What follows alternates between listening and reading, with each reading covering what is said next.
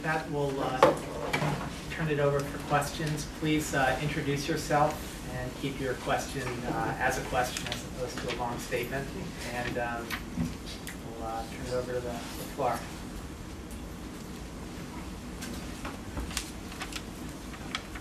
I have a question for you. It's actually about your trip with Scott Grisham, and I was just wondering what you thought about his policy advisements and actually just how you found.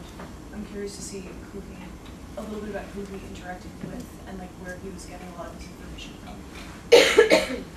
Yeah, I'm shredding and being recorded for YouTube here, and I was my conditions of being able to go on the trip was that it was research for my book, and I sort of got a little flack for having spoken more publicly about what went on in the trip.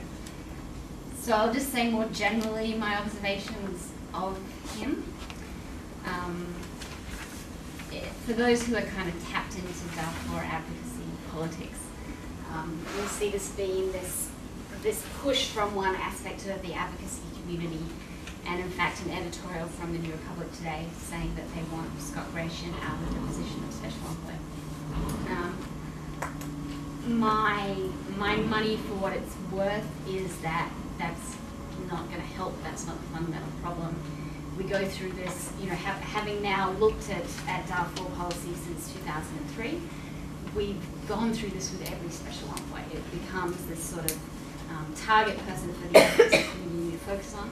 And it's really not so much about what the envoy does or doesn't, it's what the administration's policy is and whether the administration can pull that envoy into line if they're going out of where the administration wants the policy to be. Plus, every time you have a new envoy, they go through this learning curve, which we have seen, I think, with Grisham, but we've also seen it with every other special envoy, which is you go to Khartoum and they're incredibly charming, and there is a period of sort of hope that somehow the relationship can be different, can be changed, can be improved, and then you find that sort of 6 to 12 months later that initial shine is worn off and we're back to where we were again. But because every new envoy goes through it, I don't really see the point in replacing him with another envoy that's going to go through the same process, because we just don't have that time. I don't think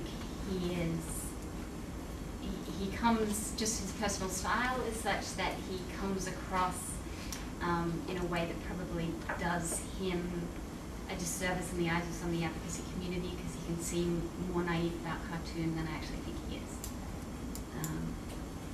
Yeah, I'm not sure that's answered the question, but thank you. Hi, I'm Sean. I'm a BGI student, and I'm interning with CNN right now. I have a question for both Sophie and Rebecca, although Doug, you can obviously make a answer as well. What I wanted to ask is sort of two parts. Was firstly, what you actually thought of the indictment against Omar Bashir, whether it was positive. I mean, you just mentioned so many of its negative consequences, and how you think that the humanitarian community or just the general community should proceed in Darfur. What do you think the best steps are right now, or if there's any hope for any sort of progress?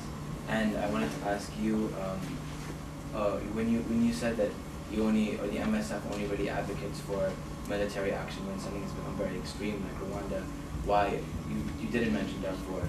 Did you think that military action could have ever been effective at the very beginning? And what are your views on? I mean, I know the MSF isn't in Darfur anymore, but if it was, how it could operate objectively, considering the presence of groups like the Janjaweed. You go first. Okay. We still have, you know, MSF 5 operational centers, and 2 of them were expelled, the Dutch one and the French one, but 3 of them, surprisingly, were allowed to stay. So they're still based in Darfur, although our ability to operate has been dramatically reduced because of the wave of insecurity that has been triggered by all these events. So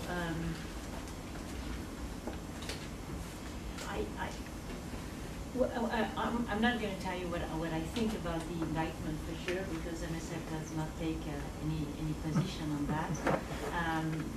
What we feel in Darfur is we've been really trying to distinguish ourselves from the old judicial agenda, and we've clearly failed on doing that. Now, right.